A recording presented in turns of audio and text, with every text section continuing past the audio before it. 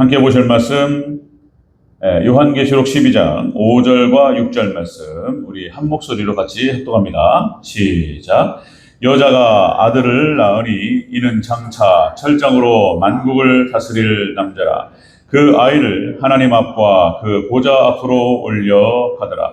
그 여자가 광야로 도망하매 거기서 1260일 동안 그를 양육하기 위하여 하나님께서 예비하신 곳에 있더라. 아멘. 네, 인사합니다. 오직 예수님. 예수님의 은혜와 평강이 넘치시기를 축원합니다. 아멘. 네, 오늘 함께 읽으신 요한계시록 12장 5절 6절.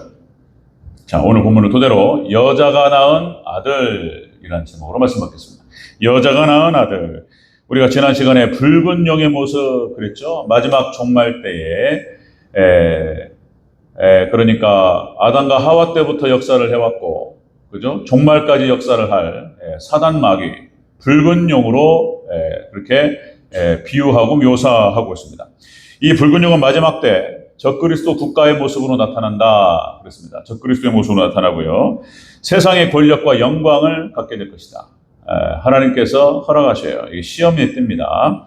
그 다음에 세 번째가 상당수의 주의 종을 타락시킨다 이런 말씀을 나눴고요. 오늘 연결시켜서 이제 마지막 종말 때 이제 별의 비밀과 또 이렇게 이제 연관이 됩니다. 이렇게 연결되는데 여자가 낳은 아들이 대체 어떻게 마지막 때 활동을 하게 될 것이고 하나님께 어떻게 인도하실 것인지 오늘 본문을 통해서 살펴보도록 하겠습니다. 자, 여러 번 반복해서 말씀드렸지만 계시록을 중심으로 한 종말론의 어떤 이 틀이 있습니다. 틀. 이것들을 잘 이해하고 깨닫지 못하면 마지막 종말 때의 시대를 알 수가 없습니다. 장님이 됩니다. 그러니까 그렇게 해서 앞이 보이지 않는 거예요. 어떤 현상이 벌어질 것인가에 대해서. 그래서 무슨 뭐 시대를 보고 얘기하고 판단하고 하는 것들이 다 틀린 얘기하는 거예요. 여러분들 오직 하나님 말씀에만 기준을 두고 그렇게 해서 우리가 시대를 분별해야 될 줄로 믿습니다. 이게 마지막 땐 종말의 복음을 봐야 되는 거예요. 이게 때를 따른 양식이 되는 거예요. 이 마지막 때다 보니까. 자, 여러분들 장차 일어날 일이라고 하나님께서 예수님께서 사도 요한을 통해서 말씀하셨습니다. 장차 일어날 일. 이제 그때가 다 됐어요. 거의 다 되고 있습니다. 징조를 통해서 시대의 표적을 보고 계시록의 말씀 종말의 복음을 통해서 시대를 분별하고 우리는 다른 거 없습니다. 열처녀 비유 예수님께서 말씀하셨던 것처럼 기름을 준비한 5처녀처럼 그렇게 해서 믿음을 준비하고 그리고 여러분들 혼인잔치 예수님 맞을 준비해야 될 줄로 믿습니다. 자, 그런 얘기가 되고요. 자, 이제 해 입은 여자가 아들을 낳습니다. 이 아들이 하나님께 어떻게 인도하실지 같이 한번 살펴보도록 하겠습니다. 자, 여자가 낳은 아들은 첫 번째 철장 권세로 만국을 다스릴 것이다. 이렇게 표현하고 있습니다. 철장 권세로 만국을 다스린다. 자, 5절을 다시 한번 읽겠습니다. 5절 시작. 여자가 아들을 낳으니 이는 장차 철장으로 만국을 다스릴 남자라. 그 아이를 하나님 앞과 그 보좌 앞으로 올려가더라. 아멘. 철장으로 만국을 다스릴 이 남자, 해 입은 여자가 아들을 낳았는데 예수님으로 또 이렇게 해석하는 경향이 있는데 예수님 아니라고 그랬습니다. 마지막에 활동할 주의 종을 상징적으로 보여준다 그랬는데요. 철장으로 만국을 다스린다라고 하는 것은 심판의 권세를 하나님께서 맡기신다는 거예요. 마지막 때 종말 때 활동하고 몸 대신 교회, 하나님의 교회와 그리고 하나님 백성들을 지키고 사수하기 위해서 철장 권세를, 심판의 권세를 주신다. 자, 다시 말씀드리면 해 입은 여자, 그렇죠? 오직 예수님 신앙으로 무장되고 그리고 재림 예수님만을 맞을 준비하는 재림 신앙, 종말 신앙으로 무장된 교회, 해 입은 여자가 아들을 낳는데요. 우리가 이제 별의 비밀을 통해서 살펴봤던 것처럼 계시록 11장 3절 종말에 활동할 주의 종을 해 입은 여자가 낳습니다. 이게 같이 간다 그랬어요. 그러니까 12별의 관을 썼다. 그러니까 사도들과 같은 주의 종이 교회를 해 입은 여자로 무장시킨다. 그러니까 주의 종이 교회를 세우는 것과 그리고 또 마찬가지로 해 입은 여자가 주의 종을 낳는 것이 같이 있는 것이다. 그렇게 해서 같이 하나님께서 역사하신다. 자, 하나님의 구원 방식과 하나님의 역사 방식은 그러니까 쭉 일관되어 왔습니다. 그러니까 하나님께서 하나님 백성들을 선택하시고 그들을 천국으로 인도하실 때에 하나님께서 방식이 그런 거예요. 그러니까 교회를 통해서 구원하시고, 그리고 말씀을 통해서, 복음을 통해서 구원하시고, 주의 종을 통해서 구원하셨다. 그렇게 인도하셨어요. 하나님께서 혼자 하셔도 되는데, 그렇게 하나님 방식이 그래. 하나님께서 주의 종을 보내셔서, 마땅할 수 없어요. 중보자가 필요합니다. 그래서 주의 종을 보내셔서 그렇게 인도하셨다. 구약에는 모세를 상징적으로 보여주죠. 출애굽한 이스라엘 백성들을 이렇게 이끌어 가시고, 선자들을 통해서 인도하시고, 그리고 신약에는 역시 이제 사도들을 통해서 그렇게 인도하시고, 마지막 종말 때에는 두중인이라고 표현되고 있는데, 역시 주의 종을 통해서 하나님께서 택하신 백성들을 보호하시고 인도하셔서 천국으로 이끌어 가신다. 자, 이때 필요한 것이 바로 철장 권세고 심판의 권세다는 것입니다. 자, 마지막 그렇게 해서 여자가 낳은 아들이 이 권세를 받습니다. 자, 다시 한번 강조 말씀드리면, 자, 여기서 철장 권세를 가진 예수님으로 비유될 수도 있는데, 마지막에 활동할 주의 종을 말하는 것이다. 자, 우리가 별의 비밀을 통해서 제가 말씀을 드렸는데요. 자, 여러분들, 그러니까 여기서 이 헤븐 여자는 원어 뜻이 그랬다고 그랬어요. 원어가 처녀를 얘기하는 것이 아니고 아이를 낳아본 경험이 있는 이 부인을 말하는 것이다. 그래서 원어가 귀네다 그래서 귀네, 파르테네스, 이 처녀를 말하는 것인데, 파르테네스는 동정녀 마리아를 말하는 거예요. 마리아. 그러니까 이제 여기서 말하는 것은 다시 말씀드리면 부인을 얘기한다. 원어 뜻이 그렇다는 것이고요. 시제가 과거가 아니고 현재 진행형이다 그랬습니다. 그러니까 마지막 종말 때에 역시 헤이븐 여자는 해산의 고통을 치러가고 있어요. 고통스럽습니다. 이 신앙을 지키는 것이 어렵습니다. 그다음 하나만 더 말씀드리면 5절에 승천 하나님께로 가는데, 이것은 이제 대환란 중반을 말하는 것입니다. 대환란 중반. 그러니까 예수님께서 2000년 전에 승천하셨고요. 대환란이 진행될 때에 이 두 증인이 순교를 당하고 그리고 다시 부활하여 승천합니다. 이걸 얘기하는 것이고요. 자, 그래서 오늘 본문에 나타나는 이 여자가 낳은 아들은 예수님을 말하는 것이 아니고 바로 주의 종 마지막 때 활동할 두 증인을 말하는 것이다. 자, 여러분들, 그러니까 시편 2편 9절에서 이렇게 표현되죠. 네가 철장으로 그들을 깨뜨리며 질그릇같이 부수리라. 이 말은, 자, 시편 2편에 나타나는 건 예수님을 상징하죠. 근데 실질적으로는 다윗을 얘기했던 거예요.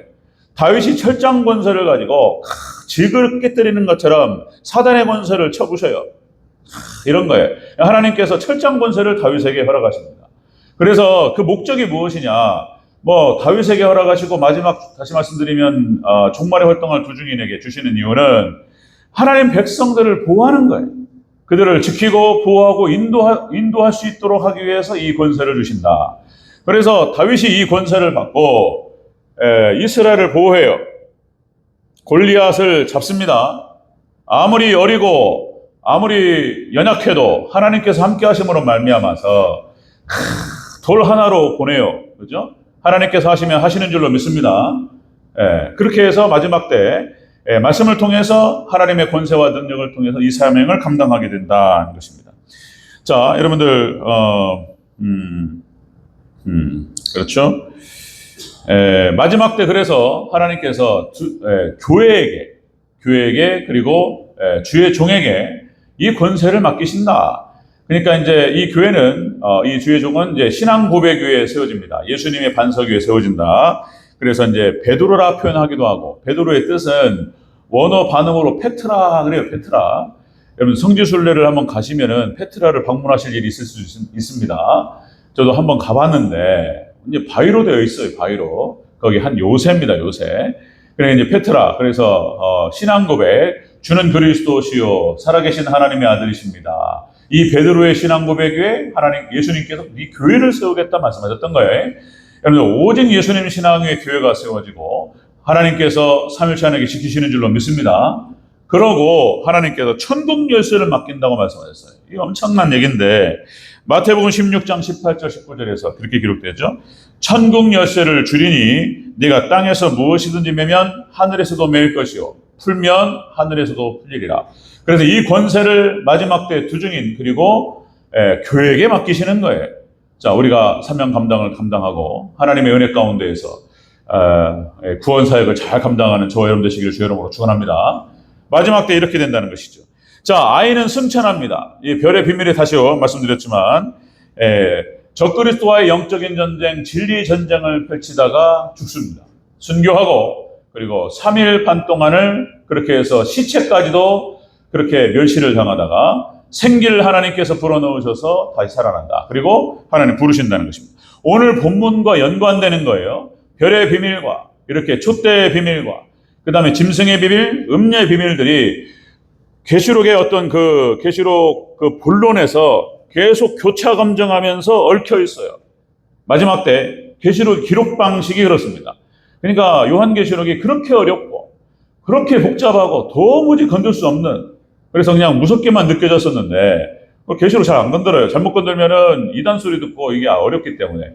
그런데 마지막 때 쉽게 풀려버렸어요. 복잡하지 않아요. 예.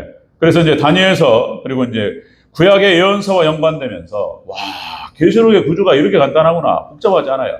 마지막 장차 일어날 일, 장차 될 일에 대해서 선명하게 보여줍니다. 그래서 우리는 하나님 백성들, 그러니까 믿음의 백성들이 아니면 이것을 받을 수가 없습니다. 얘기해줘도 못 알아들어요. 그리고 믿지도 않고 받아들이지도 않고. 그런데 믿음의 백성들만 이 말씀을 받고, 여러분들 우리는 알고 들어갑니다. 알고 들어가요. 그러니까 자, 수요예배도 그런 말씀을 나눴지만은 일제시대 때, 그죠? 일제시대 때 언제 해방될지를 몰랐던 거예요. 그러니까 일제시대가 계속될 줄 알았어요. 그래서 거기에 그냥 친일파가 생기는 이유가 바로 언제 끝날지 모르는 이 고통을 어떻게 견디냐 말이에요. 그리고는 그냥 자신의 양심과 영혼을 팔아버렸던 거예요. 자, 만약에 1945년 8월 15일 날 우리나라가 독립할 것을 알았더라면, 세계 정세가 흘러가면서 이때가 된다. 그러니까 정확한 날짜는 몰랐더라도 얼추 이 정도에 분명 우리나라는 독립되고 해방된다. 이걸 알았으면 절대로, 그죠? 자신 양심 막 팔지 않았을 거예요. 근데 언제 끝날지 모르니까 이게 사람 죽는 거죠. 그런데 여러분들 우리는 정확하게 알고 들어가요. 대환란, 7년 대환란이 들어갈 때 짧습니다. 자, 그때 예수님께서 오셔서 모든 것을 정리하시고 믿음의 백성들을 데려가신다. 우리는 승리한다. 이걸 알고 들어가요. 그러니까 대환란을 이길 수가 있게 된다는 것입니다. 자, 여자가 낳은 아들은 바로 철장 권세로 마지막에 심판의 권세로 활동할 주의 종을 말하는 것이다. 자, 여자가 낳은 아들 두 번째요. 자, 여자가 품고 광야로 도망갑니다. 광야로. 이 여자가 낳은 아들. 6절 초반부를 다시 한번 읽겠습니다. 6절 초반부 시작. 그 여자가 광야로 도망하매 거기서 1260일 동안 그를 양육하기 위하여. 아멘. 여기까지. 자, 이 여자가 낳은 아들 핏덩이죠. 뭘 할 수 있습니까? 핏덩이가 오로지 엄마한테 의지하는 것이죠. 교회가 품습니다. 그러니까 교회 품고 광야로 도망한다. 그리고 1260일 동안을 양육한다. 이렇게 나오는데요.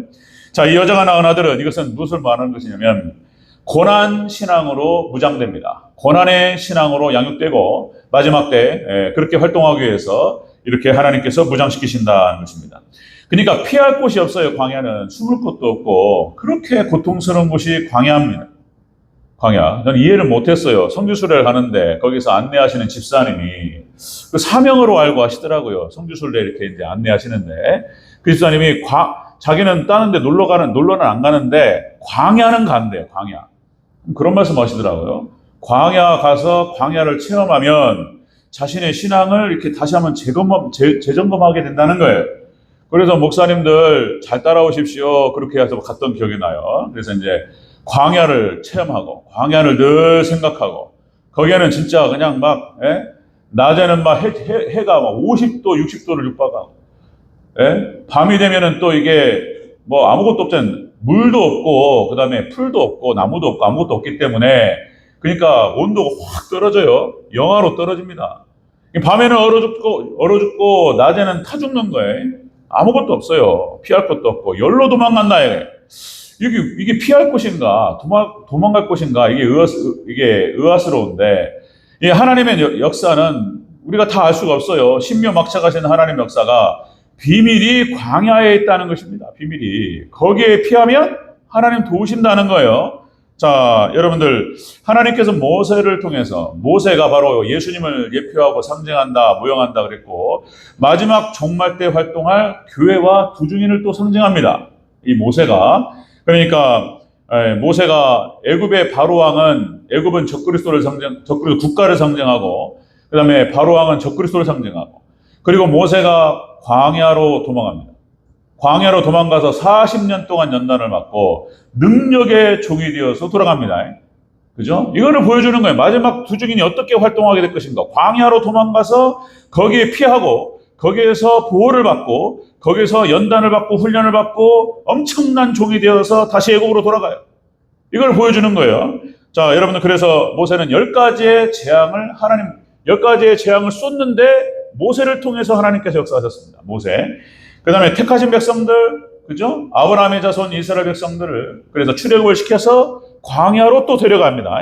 광야로 데려가서, 자, 그렇게 해서 택하신 백성들을 그렇게 해서 구원하고 보호하는 것.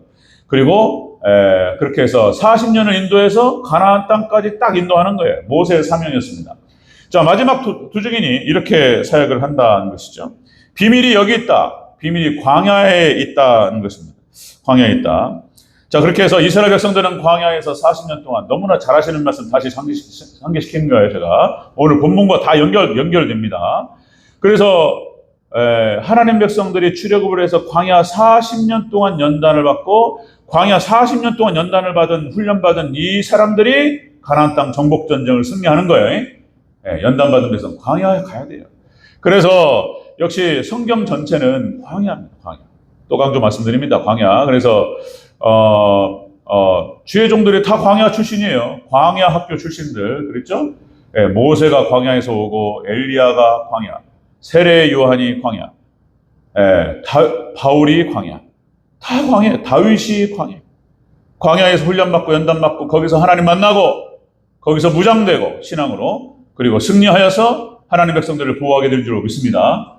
이렇게 돼요, 광야. 하나님 백성 똑같아요. 교회도 광야. 광야로 하나님께 데려가세요. 거기서 하나님께서 보호하시고 인도하신다.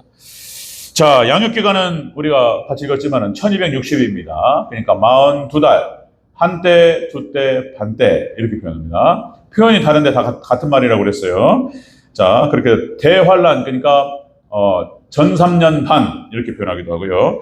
그렇게 해가지고 그렇게 적그리스도가 통치할 때에 그렇게 해서 광야에서 연단을 받습니다.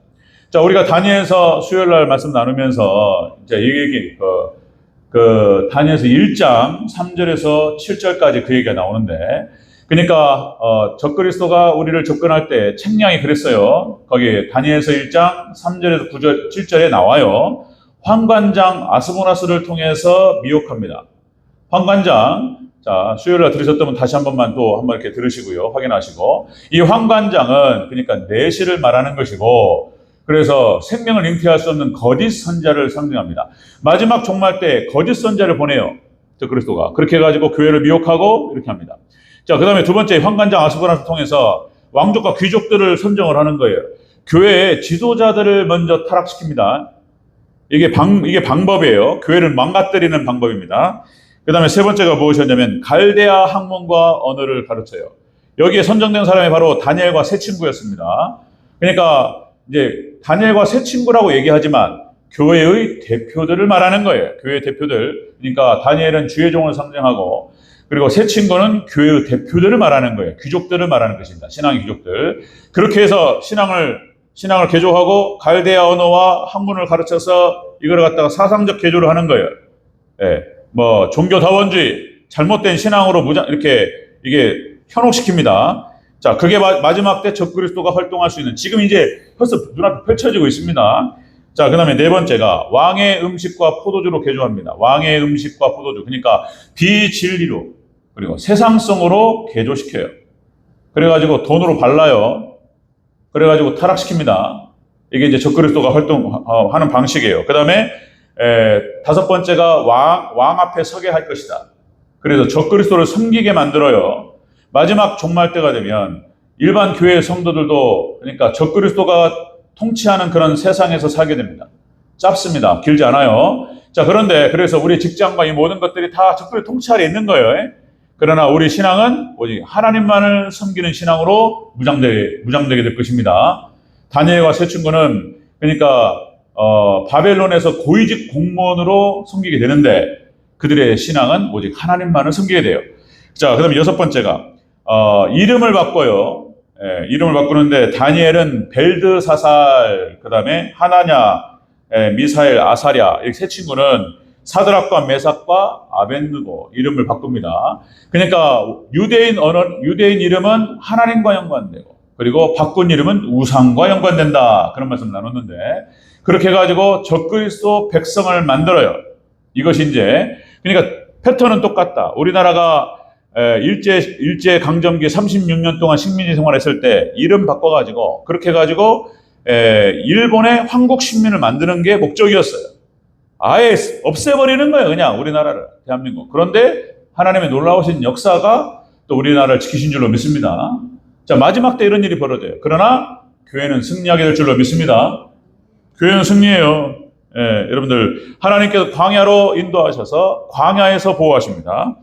자, 그래서 여기서 또 하나 중요한 것은 여러분들 마지막 종말 때 교회는 화려하고 그리고 멋있고 이런 게 아닙니다. 마지막 종말 때는 광야입니다.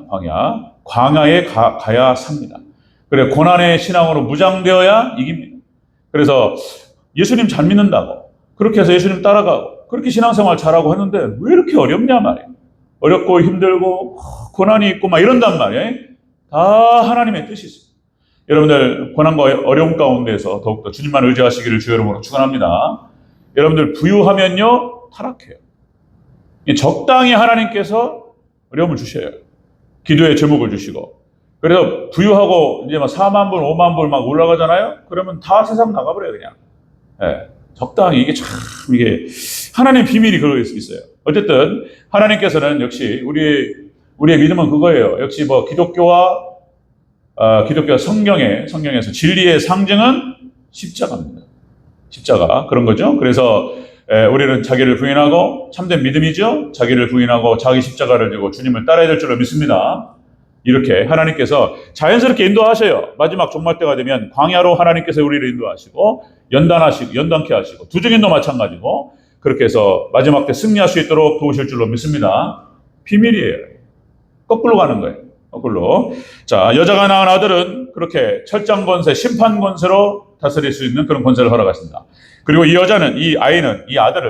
아들은 고난의 신앙으로 무장됩니다. 고난의 신앙. 세 번째.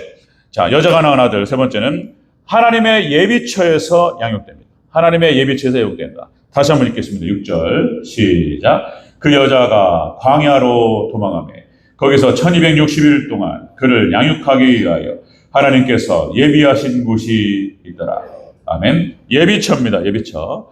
이 예비처는 결론부터 말씀드리면 참 교회를 통해서 보호하십니다. 마지막에 철장 권세로 활동할 수 있는 이 두 증인, 마지막에 이 주의 종을 하나님께서 보호하시고 양육하시는데 참 교회를 통해서 양육하셔요. 교회에서 보호받고 교회에서 양육받습니다. 자, 여러분들 저도 여러 얘기를 많이 들어요. 여러분들 이 예비처가 어디고 저 보호처가 어디인가, 초미의 관심사, 대체 어디로 하나님께서 이렇게 빼가지고 인도하시고 보호하시고 이렇게 보호처를 인도하실 것인가, 이런 얘기를 하는 건데, 여기에는 특정 집단이라든지 특정 장소를 얘기하는 게 아니라고 그랬어요. 여기에는 그러니까 여러 가지 이단들은 이만희의 과천이 예비처입니까? 엉뚱한 얘기를 하고 있어요. 그러니까 말도 안 되는 얘기. 자, 과천이 예비처예요? 그걸로 피해야지 살아요? 마지막 종말 때? 그 다음에 또 엘리야의 장막 선전이 어떻고, 그 다음에 계룡산에서 이상한 얘기, 계룡산. 증산도 여기에서는 또 모악산이라고 그래요. 모악산. 세상이 멸망할 때에 개벽이라는 책이 있습니다. 개벽이라는. 증산도에서 나오는 책이에요. 안경전 씨가 거기에 이제 대표가 되는 것이고, 그래서 이제 개벽이라는 책에 얼추 마지막 종말 때 성경과 또 맞물립니다. 지축이 바로 쓰게 되면서 엄청난 이 땅에 일이 벌어지게 되고, 그러면서 이제 한국이 올라오고 일본은 잠기고 이러면서 쫙 나와요. 자, 어쨌든 여러분들 그냥 그런갑다 해야 되는 것이고, 무슨 모악산에 거기가 예비처 그런 거 아닙니다. 여기서 말하는 예비처는 여러분들 참 교회를 말하는 거예요. 우리는 여러분들 다시요. 마태복음 24장 15절 16절 예수님께서 하신 말씀이에요. 자, 멸망에 가증한 것이 거룩한 곳에 선 것을 보거든 너희는 산으로 도망하라.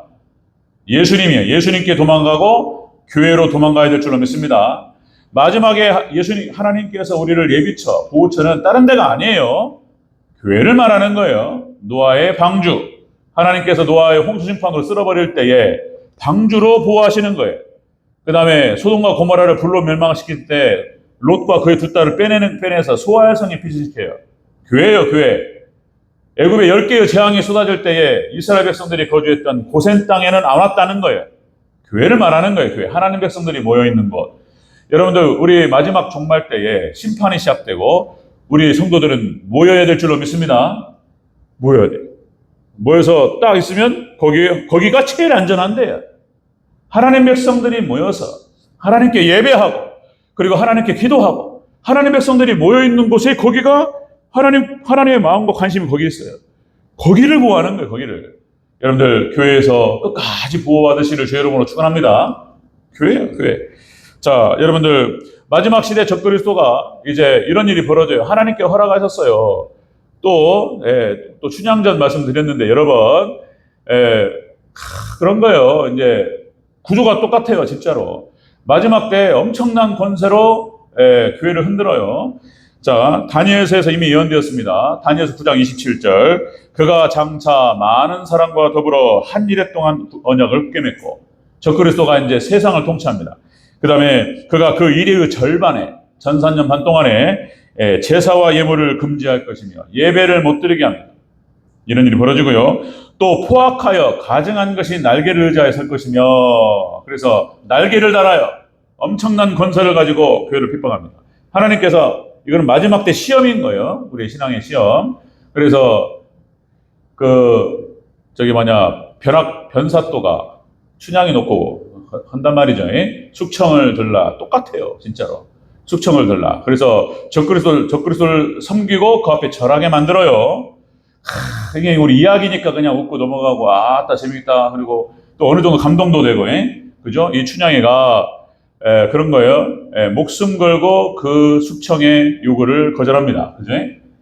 끝까지. 그리고 그런 거예요. 마음속에 그 이야기 속에 담겨 있는 이 춘향의 마음은 그런 거예요. 목숨 걸고 서방님, 우리 이몽룡 서방님을 사랑합니다. 나는 내 서방님만 사랑한다. 그리고 목숨 걸고 그 요구를 거절합니다. 마지막 때 나는 예수님만 사랑한다. 하나님만을 섬긴다. 이러면서 순교의 각오를 하고 그렇게 거절하시기를 주의 이름으로 축원합니다. 그런 거예요. 그거 다 보고 있어요. 이몽룡이 앞에 딱 보고 있어요. 예수님 거기 계셔요. 그 자리에 함께 계십니다. 그러니까 다니엘서 어디요? 그러니까 다니엘서 12장 1절에서 그렇게 표현하고 있죠. 개국일에 없는 환란이다. 예수님께서 이 말을 받으셔가지고 예수님께서 다니엘서 말씀을 인용하시면서 마태복음 24장 21절 창세일에 없던 환란이다 이렇게 표현하고 있습니다. 엄청난 대환란이 7년 대환란이 몰아닥쳐요. 그리고 교회를 흔들어요. 세상을 흔들고. 그런데 역시 마지막 때 여러분들 분명히 얘기하고 있습니다. 또 그러니까 다니엘과 세 친구가 사자굴에 들어가고 풀무울에 들어가면서 끝까지 느부갓네살 왕 신상이 절하지 않습니다. 그래서 승리합니다. 풀무울에 들어갈 때 거기에 예수님 계십니다. 아멘. 예수님 계셔요. 그러니까 예수님께서 마태복음 24장 22절에 이렇게 표현돼요. 그러니까 누가복음 21장 18절에서 너희 머리털 하나도 상하지 아니하리라 이렇게 말씀하셨어요. 머리털 하나도, 손털 하나도 상하지 아니하리라 이렇게 말씀하실 때에는 다니엘서를 의식하시면서 하시는 말씀이에요. 예수님께서 지금. 그러니까 사드락과 메삭과 아벳느고가 풀무울에 딱 들어갔을 때에 그대로 나와요. 뭐 하나 타지 않았습니다. 손털 하나 타지 않아요. 예수님께서 완벽하게 보호하십니다. 이거를 예수님께서 의식을 하시면서 하시는 말씀이에요. 마지막 종말 때 풀무울에 들어가고 엄청난 시험이 들어와요. 사자굴에 들어가는, 그죠? 살아나올 수가 없어요. 그러나 거기에 하나님께서 함께 하시고 우리 교회는 철저하게 하나님께서 지키시고 보호하실 줄로 믿습니다. 마지막 때 이게요. 그렇게 할 수 있도록 도와주셔요. 너무 걱정하지 마시라고 계속 말씀드리는 거예요. 여러분들 오직 주님만 바라보시고 신앙의 정절을 지키면서 그죠? 혼인잔치만 생각하시고 우리는 영생으로 들어갑니다. 아멘. 예, 그리고 순교에 한 번은 거쳐야 돼요. 예, 목숨 걸고 순교에 각오를 하고 죽으면 죽으리라 이렇게 하고 그냥 죽는다 이렇게 생각하시고 그리고 여러분들 예수님만 붙드시기를 주의 이름으로 축원합니다. 승리해요.